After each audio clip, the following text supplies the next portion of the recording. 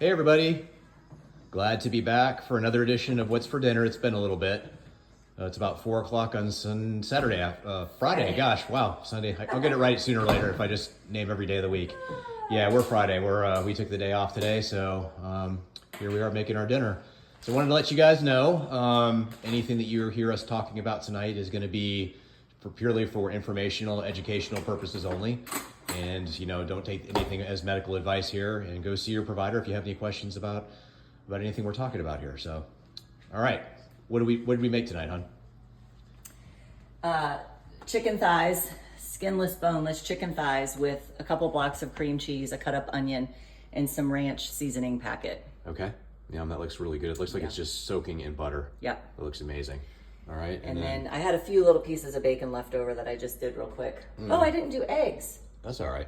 Okay. We can go without eggs one night. We've got plenty of farm fresh ones back there. I see them along with the lemons. All right, and then, and by the way, everybody, we just put lemon and lime in our water. That's what that's there for. Yeah. And then you have the air fried bacon. And then, what'd you make over here? Spinach dip. Okay. So it's a couple blocks of cream cheese. So this is a quadruple recipe. 2 blocks of cream cheese, and then 2/3 of mozzarella, cup of mozzarella. So I do 4 of them. Okay. And then a whole cup of Parmesan, some heaping scoops of sour cream, and some red pepper flakes. And then I mix in this fresh pressed garlic and then spinach. Oh my gosh. And honestly, the best part of this for me anyway is the fresh pressed garlic that we put in there. It's so potent and it is so delicious. Well, honestly, there's nothing nutritious about spinach. So we're just in it for the fat. Yeah. There's nothing nutritious about vegetables. Let's not get carried away. They have anti-nutrients. Well, if you listen to Anthony Chaffee's podcast, it's plants are trying to poison you. Yeah. So they have their own defense mechanisms. Well, and I know, and let me play devil's advocate here a little bit. And so there's a hormetic effect with that. So small amounts of, things that can cause problems, just like small amounts of exercise, that you get that effect and your body fights back against it. And that's where you get the positive results from. So, I don't want to disagree with you. I don't want to get in trouble. Well, it's funny because Matt Phillips, the neurologist, did a talk on neurodegenerative diseases at the conference we were just at. Yeah. And he was talking about micro-hormetic experiences. So like being exposed to little bits of pesticide and all the things that we are make your body react and grow and do better the next time. Yep. So we were sitting at dinner because he likes to come and talk to the boys every year. And so I said, so I can have a cheat meal occasionally, and that's a hormetic response. And he was like, absolutely not. It's too much of a hormetic response is what he said. That's the one you don't want, is the big ones like that. So small ones. And I was like, you are a buzzkill. And that's kind of that whole hormetic response. Like that was kind of like the whole foundation of homeopathy. Right. So small amounts of those little drops and things and pellets that they use and whatnot. I forget what they call them. Yeah. But small amounts of those are basically like they actually cause negative effects. Right. And it causes your body to fight back, but it fights back and it grows stronger the next time. It's the same thing with exercise. It's not the exercise when you go to the gym and you work out, right, or you go run, or whatever it is your flavor is of exercise, or it's actually causes damage to your body. It's the resting and the rebuilding phase that's the positive side of that. So, anyway, just kind of wanted to throw that out there. Yeah, and so remember, at the beginning we have to say ask your providers, but remember at the conference, it didn't matter what kind of doctors were there. Neurosurgery, neurology, infectious disease, wound care was there. Gynecology was there. Of course, internal medicine was there. Psychiatry was there. They all said the same thing. We weren't taught this in medical school. Yeah, for sure. So, anyway, but we have to give it the caveat, though. We have to throw that out there. That's why we do it. So, and you're just making me think. There's a clinic in town that does kind of what I do, but we have a patient that came to us from them because she wants a provider that supports carnivore, and she said they don't support carnivore. I forget what she said, but they don't support carnivore. And I was like, you don't support literature? Like, you don't support all the things that it's been shown to do? But a lot of these functional medicine clinics promote plant-based, and that's not something that we can really get behind because you're really missing out on a lot of things. Yeah, and they would say the same thing about us. So, it's just but there's no literature about plant-based. Understood, yeah, absolutely. Right on. So some of you might have noticed that my voice is a little bit, we took a little bit of time off. We came back from San Diego from Low Carb USA, hot and heavy, ready to go. We had all kinds of plans and whatnot. And then the person who you can't see right now who's speaking, started to feel a little bit under the weather. And then I fell victim to losing my my smell and my taste, so we think we know what happened. But so it put me down for about a week, and not down. I was actually still working through it and whatnot.